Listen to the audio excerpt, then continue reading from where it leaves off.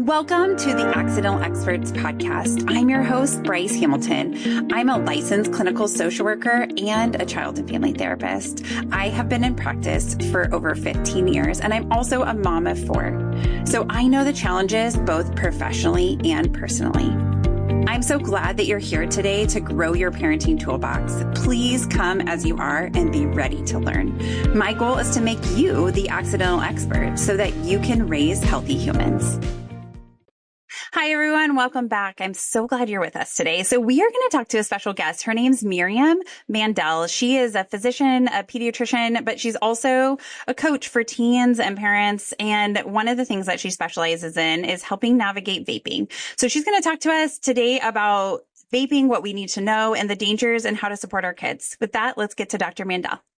Oh, thanks. Thanks. Yeah, it's great to be here. Yeah, so we're going to be talking about teens and vaping and kind of what this looks like, because this is really an epidemic.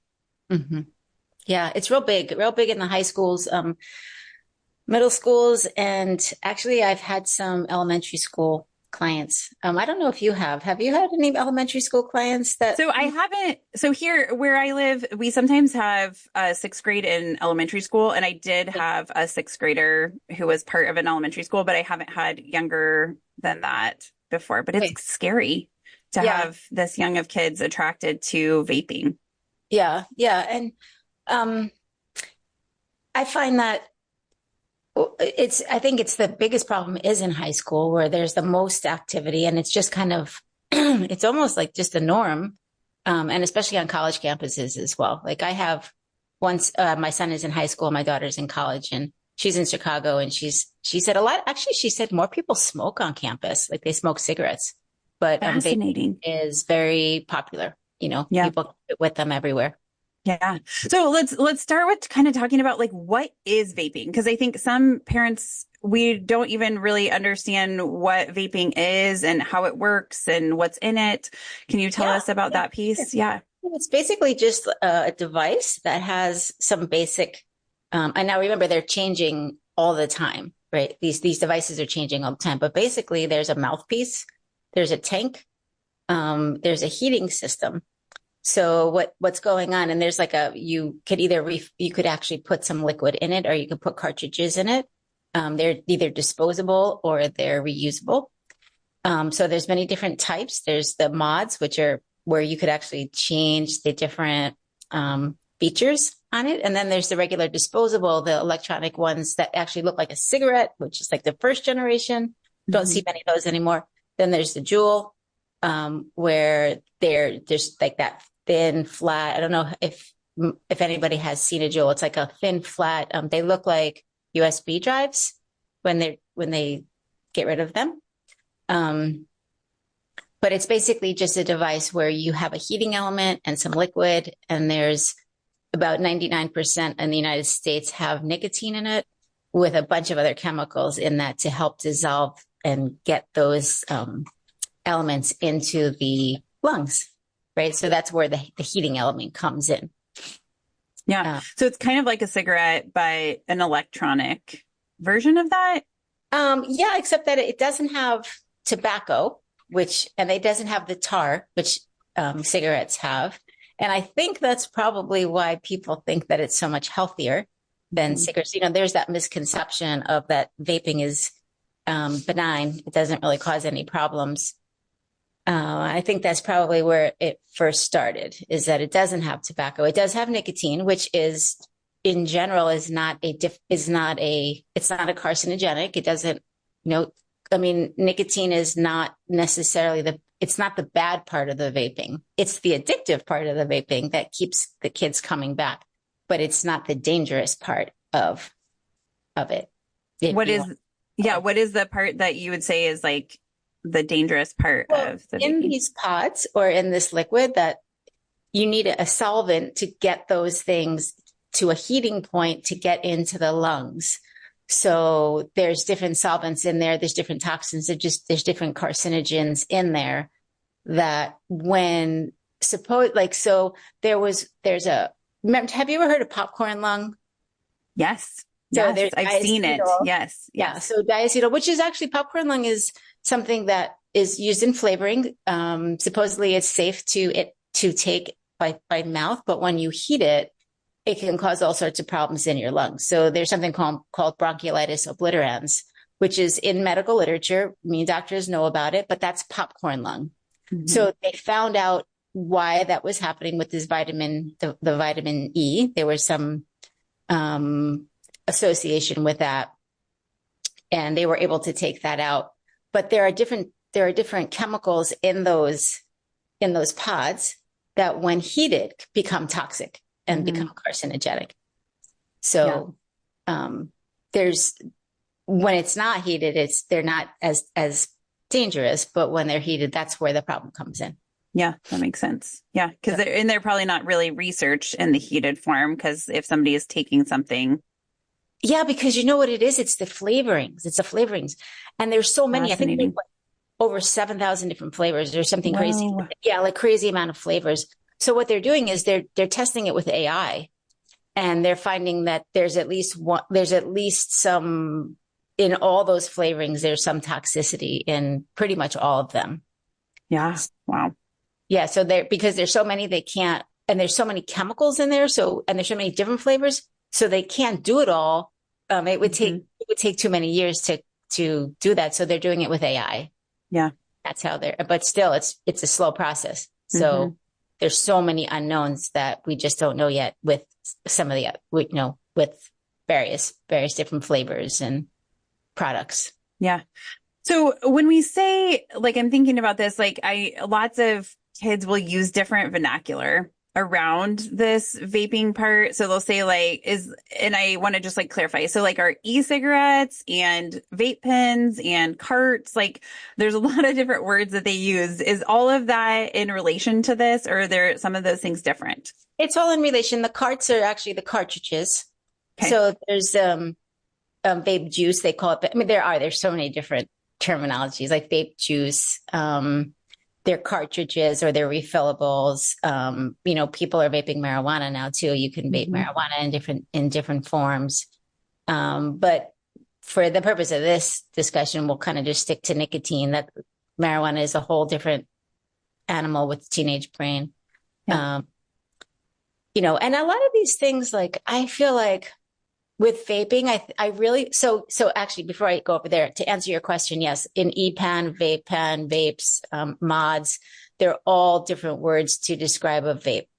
The cart is actually a cartridge.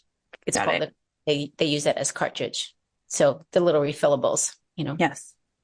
Yeah, it's even in other words. Like, I love how when my clients come in and they like say something and I'm like, what does that mean? And then they tell me and I'm like, why did we need to shorten that word? Like, that's so sus. I'm like, why do we need what? to shorten the words? Like it's like they have slang for everything. So it's like, yeah, as a parent trying to like absorb all the things, right? And to like know all the words that we need to know. Sometimes it's really hard. So when we think about vaping, right, what is the actual problem with teens or anybody vaping, right? Like, what is the drawback with doing that? What's the danger? Well, there's the physiological dangers so if you think about, and then there's also the mental dangers, really, of the addiction. And that's not fun to have to deal with. And I actually got a lot of calls from moms that were having kids in withdrawal during COVID because they weren't getting to school and they weren't getting their supply. And these kids the parents didn't know what was going on, right? Because they've never had a physical addiction before. And then they're getting irritable and they're getting nauseous and they're just not feeling well, and explosive behavior, because if anyone has been addicted to a substance, coming off of it is very difficult, right? And it's also they're used to getting this. Every time they take a dopamine, every time they take a hit, they're getting a dopamine surge. So they're actually training their brains, which is for me, a very scary part, is they're training their brains to get a dopamine hit without doing anything to deserve it or to justify it. Like when you go to the gym and you work out and you're feeling really good, or you go for a run, like you're getting that you're getting that, but you're doing something for it. You're working for it. That's how the human species was evolved. That's how we were supposed to be using dopamine, because it keeps us driven. It's not so much just reward, because once you get the reward, the dopamine isn't there really anymore. It's the pursuit of getting the reward. So these kids they're not having to pursue anything. They're just sitting there and they're taking a hit, and it's constant throughout the day. So the half-life, I think the half-life of nicotine is about 1 to 2 hours, but they need to take a hit because their dopamine level will come down within 30 to 45 minutes. So that's why every time they're taking a hit, they're reinforcing that, because their dopamine comes down. That causes like a pain. It causes a craving. It causes a discomfort. So it's almost like they have to take a hit. And that's why it's so difficult. Like I had a kid, a football player, believe it or not, a lot of athletes vape. In my experience, that's what I've seen. A lot of athletes. I've seen it too. Yeah. And he said he was just so sick of being a slave to this device, where he would notice and see that his friends couldn't even sit through class without taking a hit. Right. So they're sneaking it like in their sleeves or whatever. Yeah. I mean, they have it. Yeah. Yeah, they have it. I mean, so one thing that's, probably, kids have to keep up on this, right? Because these things are coming out new all the time. So what's really important, I think, is for parents to understand, and we can talk about this a little later, but to understand that this is not something that you go and you just see like a cigarette. You're not going to recognize, generally, if you go into your kid's room, you're not going to recognize what it is, because there's a whole industry trying to disguise it rapidly.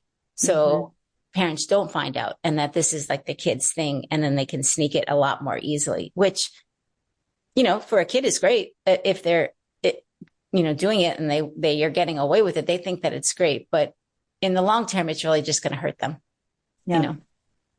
So we have the dangers are the nicotine's addictive, right? Yes. And then you get this craving. And so then you need to get the dopamine. So what other side effects, like of all these chemicals, are there? You said they're carcinogens, which means cancer causing. Is that right? Yeah. But the main thing, like the most maybe physiologically, it does affect every epithelial cell in your body. And an epithelial cell is anything that lines a blood vessel, an organ. So pretty much everywhere in your body. So when you're taking that inhalation, it is going to affect every cell that's an endothelial cell, which is extremely common, right? So we know now that vaping does cause stroke. We know that it causes heart disease. We know that it causes lung disease. We know that it's very bad for somebody with asthma, allergies. I have kids that are completely healthy and they get scared because they become short of breath. And then they want to quit, and then the cycle, they're too far in and they can't do it on their own. So they get scared. And that's a lot of times when they get referred to me, either as a coach or a physician. And a lot of times kids I feel because this is my population, is that they will feel more comfortable speaking to a doctor about a physiological effect versus the addictive part and the psychological part. That comes later, right? Mm-hmm. After you kind of build a little bit of a relationship with them, but they're interested, or their heart is racing, right? Nicotine is a stimulant. So what's kind of cool about nicotine, like nicotine is not a bad drug for adults. For kids, it's bad. But for adults, what's kind of cool about nicotine is that it's a stimulant. It can make you think more clearly and have more focus and concentration. The kids too. That's why they like it. Yeah. But it's also a muscle relaxant. So it's a really cool combination if you think of it. So it's not that, I don't think nicotine is a bad drug. I think it could be used, but not in kids. Anybody over 25 that wants to use nicotine in a safer way, like a patch, people use it like educators, scientists. It's not a bad thing to use nicotine, but they're using it in a much safer way. The delivery system is where nicotine gets dangerous. It's not the nicotine itself. It's the delivery system. And anything that you're inhaling into your lungs, if you think about it, sometimes I'll just have like a talk with these kids, like, listen, you have all this solvent with known toxins in it. in tiny, tiny little particles that you're inhaling deep into your lungs. How could you think that's safe? It's just common sense. Like, you don't need research. You don't need all this stuff. Like, just use your common sense. How could that be safe? How could taking a cigarette and inhaling a cigarette with thousands and thousands of toxins inhaling into you? We didn't need the research from the government, right?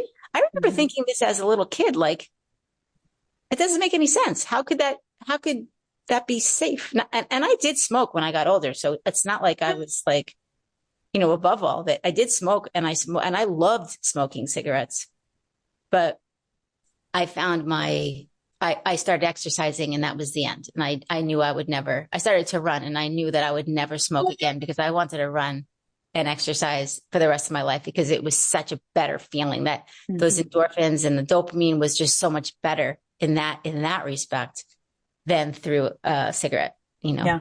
Yeah. I was already addicted. So it took me a long time. Like, I mean, once I got to that point, I quit, but it took, and just like like kids should know that they're not going to, the chances of them just saying, okay, I'm done vaping, and then doing it is very low. Like, you have to practice quitting in a way, because you learn what works, you learn what doesn't. You're like, and then you find yourself even out of habit doing it again, So I guess if there was one thing I would want to say to kids, is not to be too hard on themselves for trying and failing. Eventually they'll get it. If they really want to quit, there's help out there. There's ways to do it where you don't have to do it cold turkey. That make it take that edge off a little bit, so you can get through the day a little more comfortably. But there's actually a lot of different things that we can do to help them. So it's a process, but it's definitely doable. It sucks, but doable. Yeah. Well, it's nice to know that there's support, because like, I think when I've talked to people that have had addiction, it's like their entire body hurts. Yes. Everything hurts. It's painful to, even if it's just that uncomfortable feeling, it is painful, and people can report, excuse me, just the stomach pain or feeling nauseated, and, headaches and irritated, and like, all of that is painful to be in your life. Like, you just want to feel fine. And so then you're more likely to go back to that, because it immediately like resolves all that. That's a great point, because these kids are only, or adults too, like addiction, like they're only vaping to feed that craving. That's why. It's not because they're getting such massive, of course, at the beginning you are getting some benefits, right? I mean, Sure. For a teenager, like it helps you focus, it helps you concentrate, it relaxes you, you're in a way. It can help you lose weight. It makes you socially acceptable. You fit in. I mean, why wouldn't these get, it's directly advertised towards middle school as the biggest advertising market. Do you know that? I don't know if you know, I just found this out, that Juul, when they came out, I think they came out in 2015. They were actually advertising. This like blew my mind. They were advertising on Nickelodeon. What? Cartoon Network. No. Advertising on, it gets worse. So Nickelodeon, the Cartoon Network, they were advertising on like math.com. They were so they had to take all that away, but that's what they were doing. Can you imagine the Cartoon Network? And so the marketing is so directed, obviously, towards kids. Although I personally believe it, and maybe I'm just naive, but I don't believe that the e-cigarette was developed to hurt kids or to hurt anyone. I really feel like when it was originally developed, it was developed to help adults quit smoking. And for some adults, it absolutely works. Absolutely. But the spillover is our kids, right? Because the marketing got so out of control. And the amount of money that these companies are making are astronomical, and they don't care. Just like, I mean, we're in a capitalism. This is capitalism, right? Like I don't understand how they can sleep at night, but they do. But they are basically using everything they have. The psychologists, they're using AI, they're using everything they can to addict our kids so they could have a client that's lifelong, right? Just yes, like for life. Yes. Yeah. Yeah. Smoking for life. And I personally believe these kids are too smart for that. I really do. I think eventually these kids are just too smart for that. They're going to know they're being manipulated. They need to be told they're being manipulated because they are. They are. And research actually has shown that that's the best way to get kids, right? So there's this boardroom of all these, I mean, not to sound like prejudice, but it's like all these white men, these middle-aged white men are sitting around a table deciding how to get kids the most addictive to this substance and to make the most amount of money, you know? Yeah. I mean, that infuriates me. I know I'm somebody who's like, I want freedom. I want to be in control of my life. So thinking about that part of like somebody is trying to take that away from me makes me mad, even as a 40-year-old woman. Right. So like, I think, you know, as a teenager, like the last thing they want is the man, right, controlling them. Exactly. And that's why I use that. Probably shouldn't have said that, but that's what I use because when you read the literature, it's all about the white men in the boardroom sitting around trying to manipulate and get as much money as they can out of this generation. Sure. And it's disgusting. Like, I just think it's disgusting and it's sad. And unfortunately, it's so appealing. They've made it so appealing and it is so appealing and it is so addictive. I mean, there was a time when nicotine was free based and you could only inhale a certain amount because it would burn your throat. So the concentrations were lower. And then they started adding these nicotine salts and it's much smoother. So I believe it was Juul that was one of the first to utilize that. I'm not positive, but I think it was where the concentrations were able to go up a lot higher, which for somebody who's trying to quit smoking could be helpful. But in general, it's just going to be more addictive to the kids that they're actually advertising on Nickelodeon and the Cartoon Network for. Yeah. Right? Yeah, absolutely. Crazy. Oh my gosh, that's wild. Truly. I did not know that. Like, but yeah, I just learned that because Juul is actually back in the news now. They're reversing the ban. There was a ban on Juul because there were so many lawsuits and they weren't giving the government enough information to make sure that it was following regulations. So it's been kind of banned, but it's been able to be sold in the stores during that ban. Even now, it's still able to be. It's still the second leading brand that's, you know, popular with kids. But they did lose a ton of money during those lawsuits, and they did a lot of settling. You know. Yeah. So, yeah. Because what they were doing was wrong. Yeah. They knew they were right, and so they like tons of money on individual and lots of civil lawsuits that they had to pay out, and now they're trying to get it regulated again. But they say that it's not. They did reverse the ban, but it's not that. But they're still investigating. So I don't know exactly what that means, but it never came off the market anyway. So yes. So okay, so let's say, how can we tell if our kid is vaping? Because I think you're talking about how these companies are making them so that parents aren't aware so that they can create these lifetime customers. So like, what are there behaviors that we can look at? Are there different things that we can notice to know that our kids are vaping? Or is it just about asking them? And then what do we do if we find one?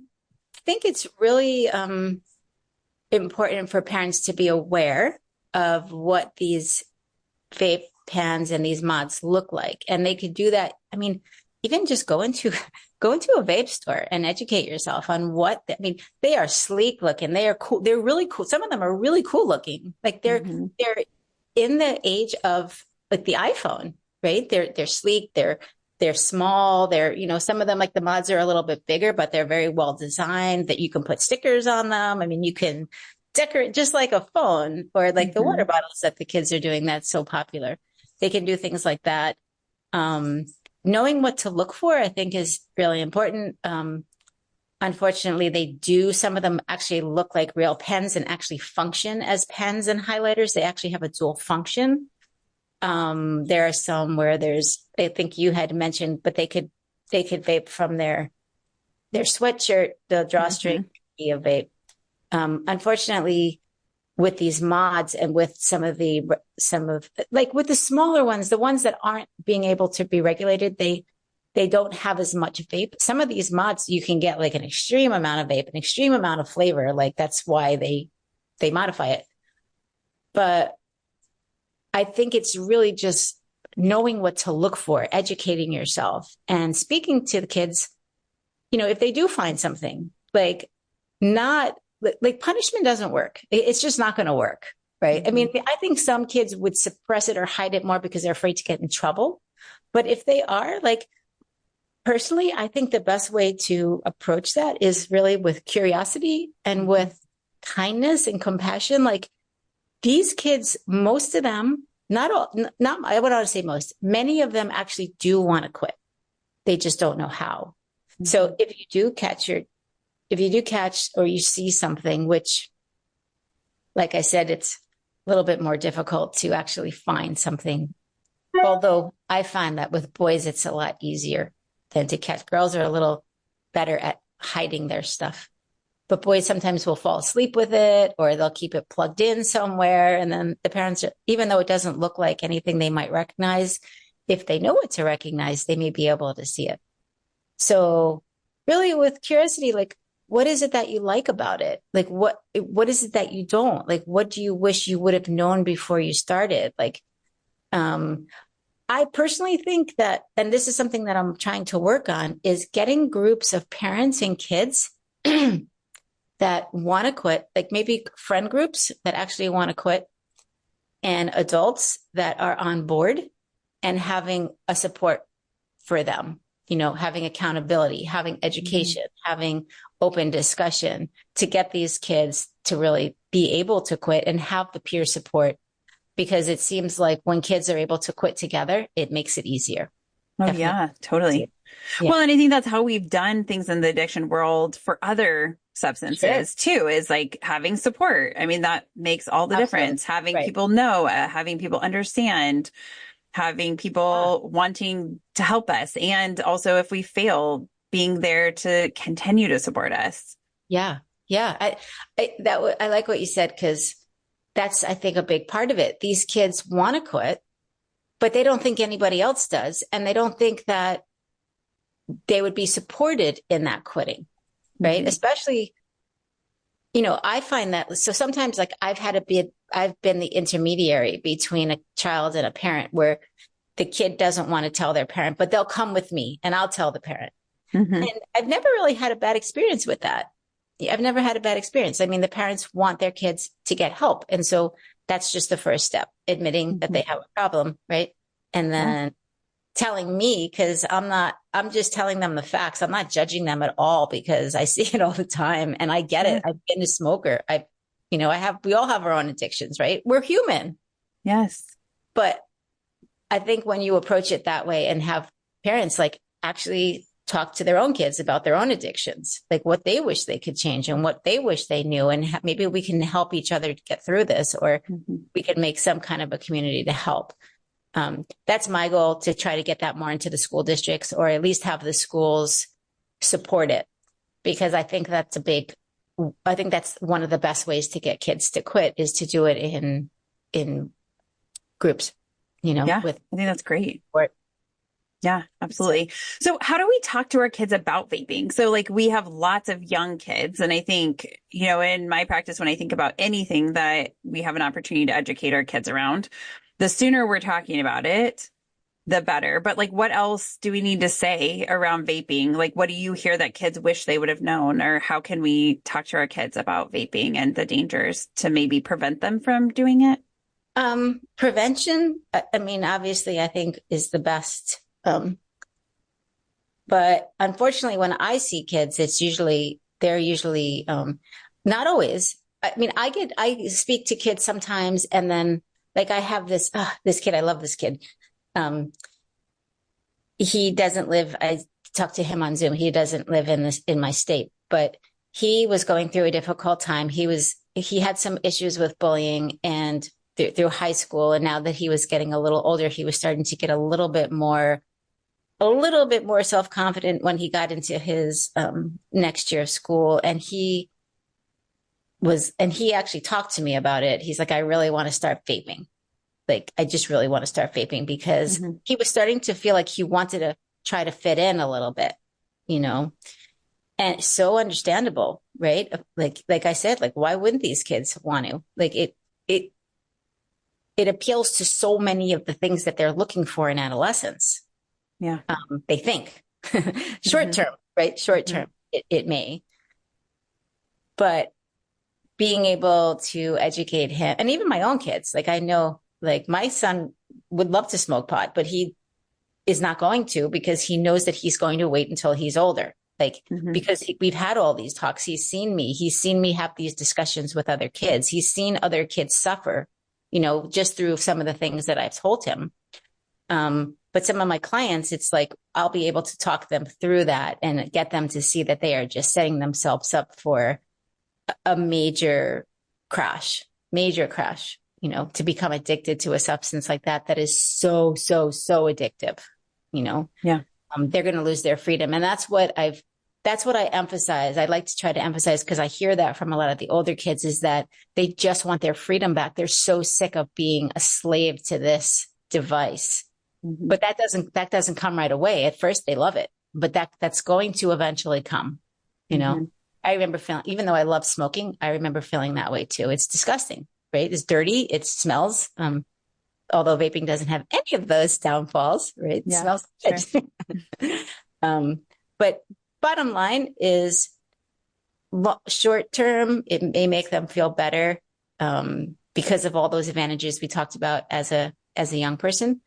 But long term, they are just setting themselves up for a major crash. And it's sad. It's sad. But if I could stop somebody just because of the trust that they have built, just like a parent and child or a client, and like I'm sure you have, it's awesome, you know, because it doesn't take much persuasion once they really, really trust you and they know what's going on. You give them a little bit of physiology around it, what's going on in their brain. Why is it so much different for them than an adult? In an adult, it's a different story. You start after 25.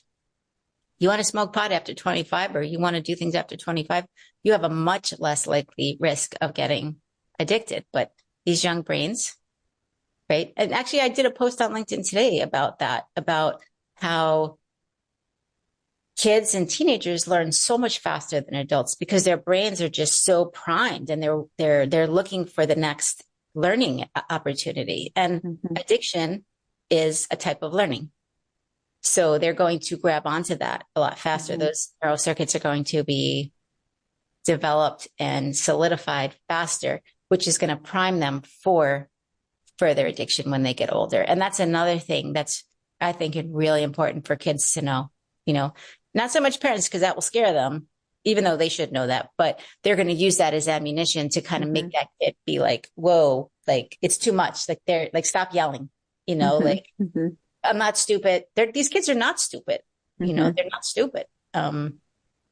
They're smart, but yeah. So just letting them know that they are setting themselves up for future failure with other addictions, and their brains are just primed. They, you know, the reward circuit in all of us for any substance, for anything, behavior, substance, it's all the same.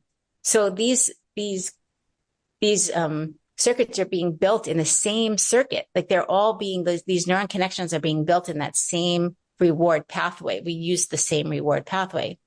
And another thing, which I forgot to say before talking about those circuits, is the pleasure, the pain of physical pain and the pain of emotional pain are very, very close to each other in the brain. So that's why sometimes if you're having emotional pain, they say you could take a painkiller, like a Tylenol, Motrin, right? Because they're very similar places. Yes. I read the articles on that, and that it does actually make you feel better. Yeah. But I also heard cussing helps you to feel better too. Well, it helps me. I'm from New York, so it does help me feel better. And honestly, I use that, right? I mean, I'm from New York, so I used to curse a ton. I don't live there anymore. But I have friends sometimes when they come and visit and I start to curse again. But it could be, I don't know if you use this as a clinician, but I find that when you curse with your client, with your, like your teenagers, like they really, they can relate to that. And it builds a little bit of a bond. It works, you know, but it's also natural for me. So Yeah, yeah, every once in a while. Yes, I certainly say what I think. But I think, when you were saying like coming at them, I think as a parent with the information of like, well, now you're just going to be addicted to things later in your life. I think we are afraid, right? So we're Mhm. trying to almost scare our kids out of doing something. And I don't find that that strategy works very well. No. I think it's more about educating, right? And staying calm and more like it's about like how you place those like nuggets of information where it's like, oh, I just read this really interesting thing. Did you know that the earlier you start vaping, the more likely that you will be addicted to other substances later in life or that you will have an addiction. I thought that was just really interesting. Right? Like, and you're not asking a question. You're just placing that out there. And I find that that is something that my clients work really well with, but even my own kids of like, I was thinking about this, or like I had this idea, or what do you know about this? Like educate me on this, like make them the expert. It's like the way that you do it is how you build that relationship and saying, being supportive because the reality is that we don't really have a lot of control over what our kids choose to do. No. And I know as a parent that that is something that is really hard to accept, but they're their own being. I mean, the reality is that when they were being created in your womb, if you were somebody who had this child in your belly, like they came out when they were ready, right? Right. Like you did not get to choose, right? So like from the beginning and I remember in some of my pregnancies like it would be like the kid is like positioned in a place where their elbow is in my back or in my bladder or whatever and I'm like, "Oh my gosh," like trying to move them and sometimes they would refuse, right? Sometimes I could get them coerced to like move around and make me more comfortable, but like sometimes they're like, "Nope. Sorry, mom, stay in this position." So it's like we didn't have control then. So to think that they aged and we somehow at 2 or 7 or 12 or 19 have any control over that, we just don't, which is okay. But it's about educating, right? Not controlling. It's about giving them the information and empowering them to make the decisions. Like, I trust you, like you can do Yeah, this. that's so true. And that's how I raised my kids, honestly. When you said that, that totally reminded me because it works. And I did trust them. That's the thing. You have to set them up to win. You have to find them winning. You have to point out the things that they're doing that are good. And you can't fake that. You have to trust your kids. And if you don't, you have to create scenarios where you're going to catch them being good. You're going to catch Yeah. them being honest, and then praise that. And then Mhm. praise yourself for being able to know how to do that, and that's, and, because the other way just doesn't work. And No. another thing that you said that really struck me, and I know a lot of my colleagues feel the same way, is a lot of our kids' fears these days, maybe always, I don't know, but comes from parent anxiety. I mean, a lot of it comes from parent anxiety. I don't want to say all, but I would say most of our kids' fears and anxiety is coming from parental anxiety that whether consciously or subconsciously, we are transferring that to our kids. And they're picking up on it. And then we don't know what to do with it. And then we get scared. And then the cycle continues. These kids are going to be okay. They're going to figure it out. Are they going to have bumps? Yeah, they're going to have bumps, sometimes major bumps. There's a saying in neurology that says, keep them alive until they're 25. And I love that because it's true. Like just keep your kids alive until they're 25. And then they're going to be fully functioning adults where their prefrontal cortex is online. They're going to be able to make some of these decisions more consciously. But one misperception that I wanted to maybe clear up for some people, I think, is that there's so much emphasis on the brain developing at 25 and becoming adults at around 25, which actually they're doing studies that it's actually taking longer because of all this helicopter parenting and kids are not able to make their own decisions. Mm-hmm. But to know that at 20 or at 19, I mean, these kids are brilliant. I mean, my daughter's in a really good college in Chicago. I mean, she's surrounded by kids that are brilliant and they're not 25 yet, but their brains are functioning and they're online. But what happens, and this is the part where people have that misperception, is that they can function fine, but when they get an extreme amount of stress, that's when things go awry still at 25 and for adults, right? Sure. So you can imagine that under 25, they're going to be at a disadvantage because they don't have all those connections in the prefrontal cortex. They don't have those executive functioning decisions and the those kinds of things 100% yet, but they're still functioning and they're still brilliant and they're still smart and they're still able to make decisions. But when they get thrown off, just like any of us, they're going to have that disconnect where they're going to be more impulsive. They're going to maybe make decisions that are not as they would if they were over 25.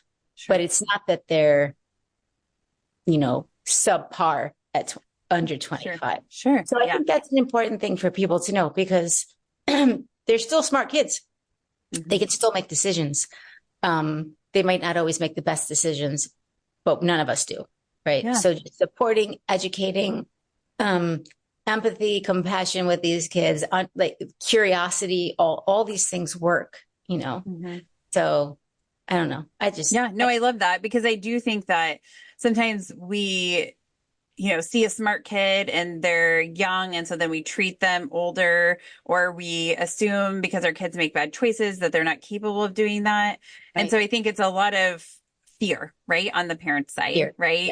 Of that, because we want our kids to succeed. We want them to live happy, healthy lives. We want them to have a better life than we had or an easier time. And I find that the way to actually do that is actually supporting them, allowing them to embrace fear, right? Like this feels scary to go against the grain, but you can do it. I believe in you. If that's something you want, you don't want to start vaping, even though everybody is.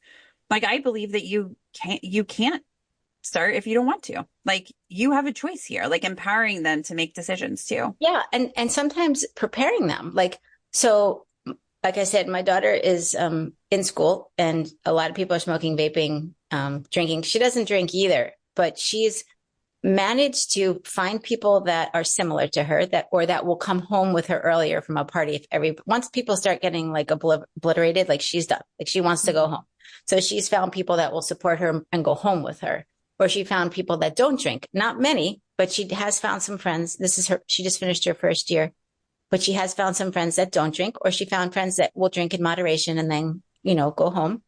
But with the vaping and the smoking, she's also a performer. She's a singer. So that's her excuse. I can't vape because I don't want to screw up my voice and it hurts. It actually, So having kids find something that they can use as an excuse, they could pull out of their back pocket, maybe make a list of 3 things that they can use if somebody asks them to do something that they don't feel comfortable doing. And that could be different for everyone. It could be that they're, I don't want to screw up my sports. I don't want to, we have a history of asthma in our family. Whatever it is that gives them that. And so then people will say, okay, and she's never had any problem with it. Mm-hmm. She's never had any resistance from friends. If you say no, then it's no. Mm-hmm. Most of the time. Now, for middle school and little younger kids, it might be a little bit more difficult, but having something in their back pocket to pull out to say, no, I can't do this because, but I'll hang out with you, Yeah, totally. Yeah. It's not all or nothing. I think sometimes we get such in that mentality of you can't be friends with somebody that, if they're not exactly the same as you. I do think being exposed more, right, would be a more challenging place to be, right? It's harder to say no if they ask you several times on different days. But I do think, being conscious of that, we can still be friends and you can do your thing and I can do my thing and we're good. Yeah. So what do you want teens to know about this vaping? What do you think is important for them to know if you could speak directly to teens right now?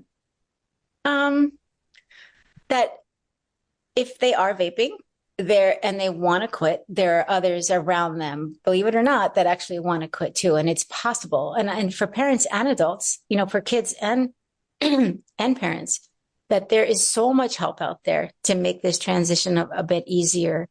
There's so much support out there that they could tap into if that's something that they really wanted. And if they haven't started vaping, or they haven't started, or they're considering, to know that in doing that, they're going to be giving up their freedom. And that's something that they may not understand without having lost it. But once you've lost it, you're not going to realize how much you want it back. And it's just not a fun place to be. And like you had described, like the pain that goes with actually wanting to quit is so not fun. And sometimes these kids will start and they'll say, oh, I'll quit when I'm in my 20s, or I'll quit when I'm in my 30s. But it just gets harder and harder because it becomes more and more of a habit, and it becomes more and more of an addiction, and your body is looking for it. It is calling for it. It's demanding it, right? It gets to first where it's calling, and then it's demanding. So, just, again, they don't always have that impulse control, but it doesn't take much to get addicted. It's not like they have to be vaping every day for weeks, months, years. They can get addicted quite quickly. And that's when these kids they don't understand how this became such an intense obsession over just a couple of weeks, and then they're stuck. So just don't get yourself into that situation if you can. And if you are, then reach out, find somebody that can help you, because there's all sorts of people that would want to. Yeah. So that what you were saying made me think of this quote that I read years ago that just really has stuck with me, of like, the healthy man or woman, person, right, wants everything. Like, there's so many things that they want in life, but the sick man wants only health. Right. Yes. So I think that part of like, thinking about like, you have your entire life ahead of you. You can do anything, like you can become anything. But often when we become addicted to something, the only thing we want to do, like the only thing we're thinking about, is to get out of the addiction or to get healthy or whatever. And so it's like, if you're not willing to give up those other things, right, to just have this one dream of being off of, substances, right, like vaping, then maybe you don't start. Maybe that is empowering to think like, no, I want tons of things. Like, I don't want anything to get in the way of my dreams. And I'm not saying that people who vape can't have dreams. That's not it. It's just that the thing that gets in the way is it becomes the obsession. It's the thing that you want. It's really the thing you think about most. And if you don't have it, it's the thing you want to like fix that void, right? Versus thinking about all the other things that you want to do in life. Yeah. Yeah. And like, just like you said, like, it's that thing that's always on your mind because it's your body's going to be demanding it. So you can say, I'm going to go through the day, and you get all these things accomplished, and you could, but there's going to be multiple interruptions of craving, so people don't realize that. I mean, could you imagine, every 30 to 45 minutes, with a cigarette, it's not usually that bad, or they can sit and have a cigarette, have a few puffs. That's, again, those neural circuits, but it's not that often because the nicotine concentration is higher in many of these vapes. So it is just more addictive. Yeah. So what do you want parents to take away from this conversation? We've had such a good conversation around this. And I know that, having a kid who is addicted is hard, but like, we can also do this. But what things do you want parents to take away from this conversation? Really just to educate themselves and to maybe understand why anger and punishment in this case is not going to generally work. Kids may hide it from you and keep it away from you because they're afraid of getting into trouble. Or maybe they even will delay because they're afraid of getting into trouble. But once they get into those adolescent years, I talk a lot about the normal or the typical adolescent brain. And then I also talk about the addicted adolescent brain. But there's a normal part of development. I think most parents know who have lived through it, that in adolescence, their brain is actually telling them to push away. And that's why they've even done studies where they actually tune their mother's voice out. It's a physiological thing because that's part of nature. It's part of the separation. It's part of healthy development, right? Yeah. We just have added some of these unhealthy things into our kids' lives, right? But that is a normal part of development, and the rebellion and the pushing away and needing to be with their friends. If you think about it in nature, this is with adolescents of different species too.